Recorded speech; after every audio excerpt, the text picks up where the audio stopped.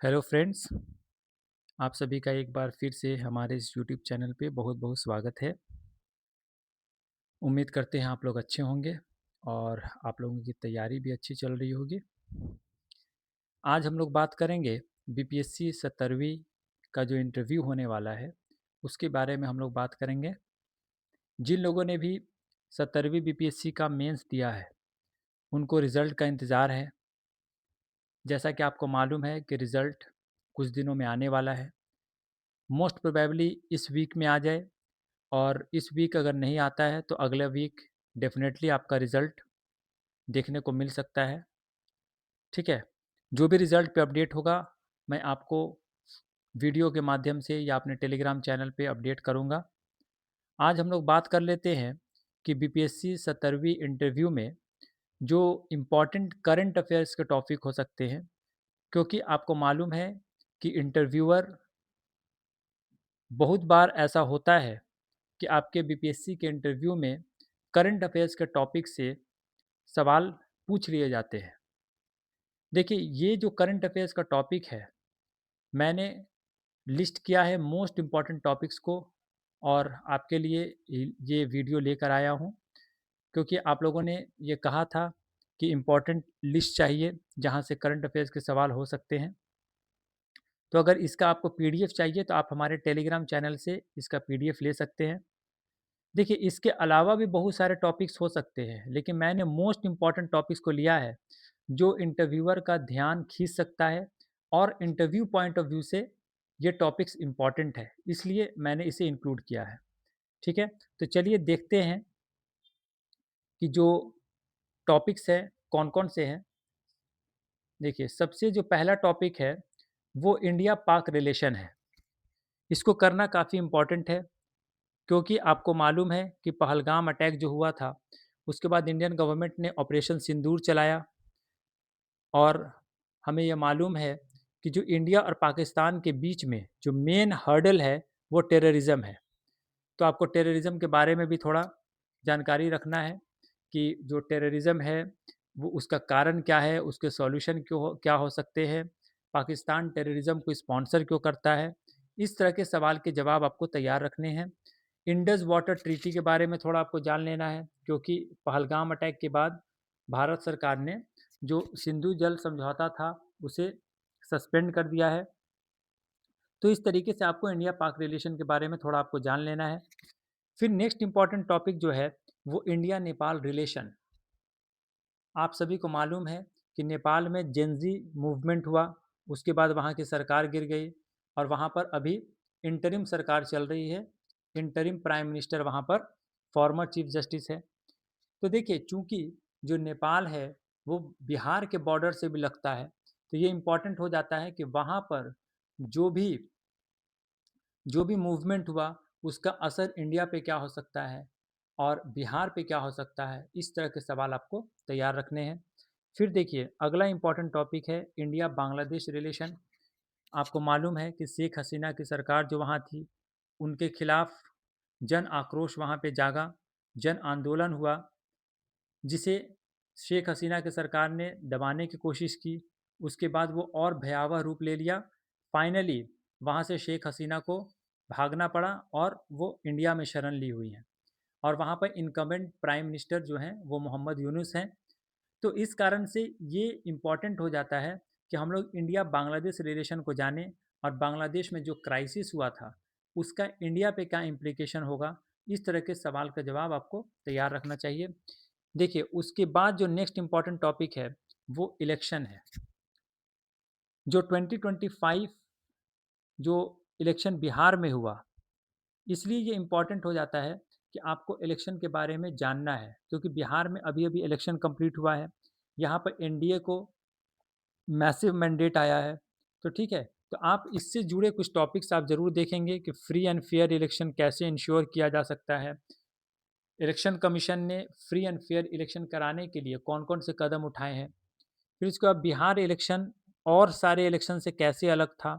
जैसे voting percentage बहुत ज़्यादा था, इंडिया को मैसिव मैंडेट आया है। तो इस तरीके का आपको कुछ बिहार इलेक्शन से जुड़े कुछ फैक्ट्स को भी आपको देख लेना है।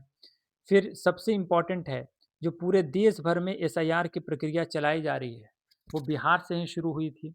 तो एसआईआर क्या है? जैसे स्पेशल इंटेंसिव रिवीजन है, तो एसआईआर का पॉजिटिव एस्पेक्ट क्या है, नेगेटिव एस्पेक्ट क्या है? तो एसआईआर के बारे में भी आपको तैयारी करनी है। फिर वन नेशन वन इलेक्शन, आपको ये मालूम है कि ये बहुत दिनों से न्यूज़ में है और बहुत सारे इंस्टीट्यूशंस इसे इम्प्लीमेंट करने के लिए एडवोकेट भी करते हैं और बहुत सारे लोग इसके अगेंस्ट में भी बातें करते हैं। तो आपको इसका प्रोज़ और कॉन्स थोड़ा देख लेना है। फिर उसके बाद देखिए फ्रीबीज़ के बारे में, जो इलेक्शन के समय में जो सरकार द्वारा मुफ्त में चीज़ें दी जाती है, उसे हम फ्रीबीज़ कहते हैं। तो फ्रीबीज़ जैसे आपने देखा होगा कि बिहार गवर्नमेंट ने इलेक्शन से जस्ट पहले 10-10 हज़ार रुपये बिज़नेस के करने के लिए महिलाओं को दिए।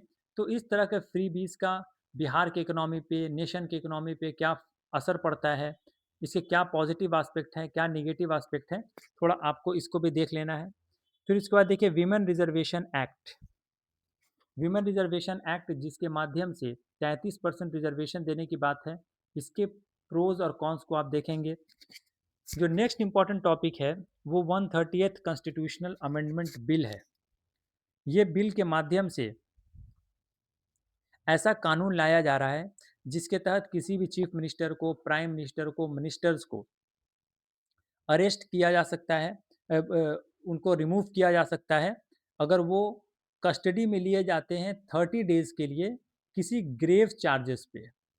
ठीक है? कोई बहुत बड़े चार्ज पे, क्रिमिनल चार्ज पे अगर 30 डेज़ के लिए किसी भी चीफ मिनिस्टर को या मिनिस्टर को या प्राइम मिनिस्टर को अगर कस्टडी में लिया जाता है, तो उनको रिमूवल का प्रोविज़न ये 130th कॉन्स्टिट्यूशन अमेंडमेंट बिल करता है। तो इसके पॉजिटिव और नेगेटिव एस्पेक्ट्स को देखना है, ठीक है? फिर उसके बाद देखिए दिल्ली पॉल्यूशन कितने दिनों से न्यूज़ में है कि वहाँ का जो एयर क्वालिटी इंडेक्स है वो ख़राब होता ही जा रहा है।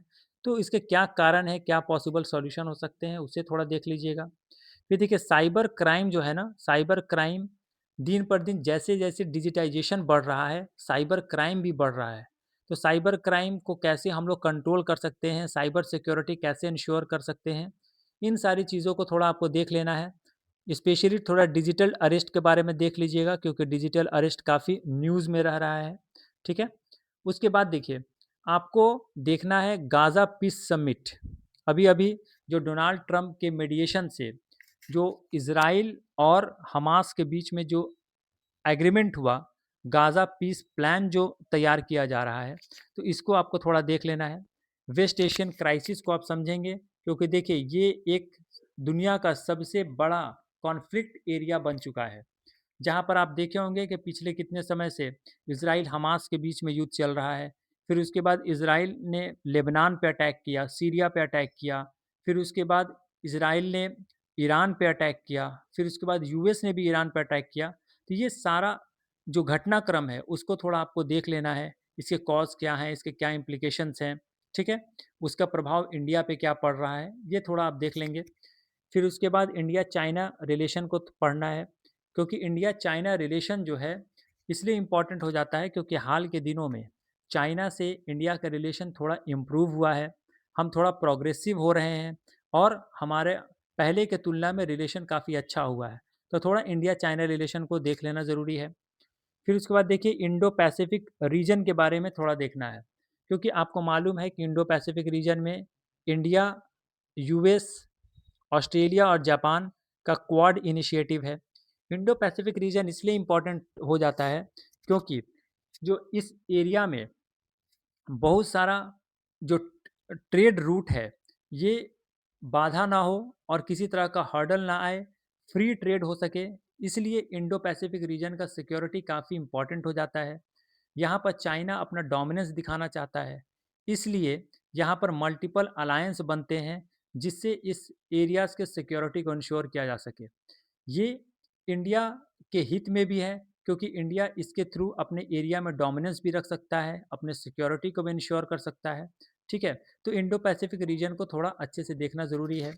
फिर उसके बाद देखिए चाइना ताइवान रिलेशन ये काफ़ी इम्पोर्टेंट हो जाता है क्योंकि चाइना, आप अक्सर न्यूज़ में सुनते होंगे कि चाइना ताइवान पे अटैक कर सकता है, तो आपको ये जानना है कि कारण क्या है दोनों के बीच में कॉन्फ्लिक्ट का।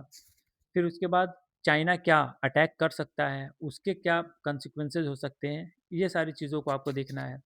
फिर इम्पोर्टेंट हो जाता है रशिया यूक्रेन वॉर। ये 3-4 साल से चल रहा है ये युद्ध और अभी भी रुकने का नाम नहीं ले रहा है। तो रशिया यूक्रेन वॉर का कारण क्या है? इसके कॉन्सिक्वेंसेज़ क्या हैं? और इसके कारण इंडिया पे क्या असर पड़ रहा है? क्योंकि आपने देखा होगा कि जो यूएस है और जो वेस्टर्न फोर्सेज़ है, जो यूरोपियन कंट्रीज़ है, वो लगातार इंडिया पे दबाव बना रहे हैं कि हमको अपना ट्रेड रशिया के साथ बंद कर लेना चाहिए, परचेज़ रशिया के साथ बंद कर लेना चाहिए। लेकिन इंडिया ने ऐसा कुछ किया नहीं, जिस कारण से यूएसए ने हम पर टैरिफ भी लगाया, ठीक है? तो इसलिए ये काफ़ी इम्पोर्टेंट हो जाता है रशिया यूक्रेन वॉर। फिर उसके बाद जो इम्पोर्टेंट है, वो है प्रिज़न रिफ़ॉर्म्स। प्रिज़न रिफ़ॉर्म्स इसलिए न्यूज़ में था, जेल का रिफ़ॉर्म्स क्यों ज़रूरी है? इम्पोर्टेंट इसलिए हो जा रहा है, क्योंकि NCRB national crime record bureau ने प्रिज़न स्टैटिस्टिक्स इंडिया 2023 लेकर आया, जिसमें बताया गया कि रिफ़ॉर्म्स की आवश्यकता क्यों है और रिफ़ॉर्म्स ना होने के कारण प्रिज़न की समस्याएँ क्या-क्या हैं, ठीक है? तो इन सारी चीज़ों को आपको थोड़ा देख लेना है। फिर उसके बाद यूनिफ़ॉर्म सिविल कोड इम्पोर्टेंट हो जाता है, क्योंकि आपको मालूम है कि उत्तराखंड ने सबसे पहले यूनिफ़ॉर्म सिविल कोड को लागू किया, फिर गुजरात ने लागू किया है। तो यूनिफ़ॉर्म सिविल कोड एक डिबेटेबल इश्यू है, जिस पे आपको प्रोज़ एंड कॉन्स आपको जान लेना चाहिए।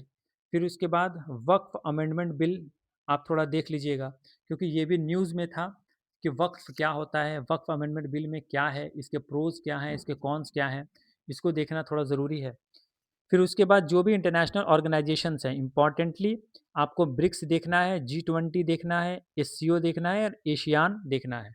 इनके जो भी हाल में जो समिट्स हुए हैं, उससे क्या आउटकम्स निकला है, थोड़ा बहुत, ज़्यादा डिटेल में इसको नहीं देखना है, लेकिन इसको देख लेना अच्छा होगा। फिर उसके बाद इमर्जिंग वर्ल्ड ऑर्डर, कि कौन सा वर्ल्ड ऑर्डर इमर्ज कर रहा है। देखिए, एक तरफ तो यूएस है, दूसरी तरफ चाइना प्लस रशिया है। तो इसलिए लोग ये कहते हैं कि बाईपोलर वर्ल्ड ऑर्डर प्रेजेंटली है। लेकिन कुछ लोग मल्टीपोलर भी कहते हैं कि इसके अलावा भी बहुत सारे फोर्सेज हैं। और आपने ये देखा होगा कि ब्रिक्स समिट में ये डिसीजन लिया गया कि ब्रिक्स के जितने भी कंट्रीज़ हैं, वो डोमेस्टिक करेंसी में ट्रेड करेंगे, जिस कारण से यूएसए नाराज़ भी हुआ और उसने सैंक्शन लगाने की भी धमकी दी।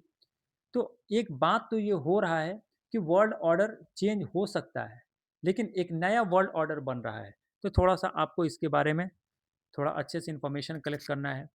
फिर उसके बाद कास्ट सेंसस इम्पॉर्टेंट हो जाता है, कास्ट सेंसस थोड़ा देख लीजिएगा। फिर उसके बाद यूएस चाइना ट्रेड वॉर, ये लंबे समय से ये भी चल रहा है, इसको थोड़ा देखना है। यूएस ने जो इंडिया पे टैरिफ लगाया, उसके कारण क्या थे, उसके कॉन्सिक्वेंसेस क्या है, क्या इम्प्लीकेशन पड़ रहा है इंडिया पे, ये थोड़ा आप देखेंगे। फिर देखिए, इंडिया का जो आत्मनिर्भर भारत अभियान है, तो ये आत्मनिर्भर भारत से आप क्या समझते हैं? क्या स्टेप्स इसमें लिया गया है? इससे क्या फ़ायदा होगा? इन सारी चीज़ों को आपको थोड़ा देखना है, ठीक है? इसके अलावा भी अगर कोई करंट अफ़ेयर्स के टॉपिक आप इम्पोर्टेंट समझते हैं, तो उसे ज़रूर कवर कीजिएगा। अगर हो सकेगा तो मैं और इसके एडिशन में भी कुछ टॉपिक्स आपको बता दूँगा। लेकिन फॉर द टाइम बीइंग मुझे लगता है कि अगर आप इतने टॉपिक्स को अच्छे से तैयार कर लेते हैं, इसका बेसिक इन्फॉर्मेशन जमा कर लेते हैं और थोड़ा इस पे आप कुछ अपना पॉजिटिव नेगेटिव एस्पेक्ट्स बता सकते हैं, इसके सॉल्यूशन बता सकते हैं, तो मुझे लगता है कि इंटरव्यू पर्सपेक्टिव से ये काफ़ी होगा, ठीक है? तो फिर मैं आपसे मिलता हूँ अगले वीडियो में, तब तक के लिए goodbye, all the best, thank you very much.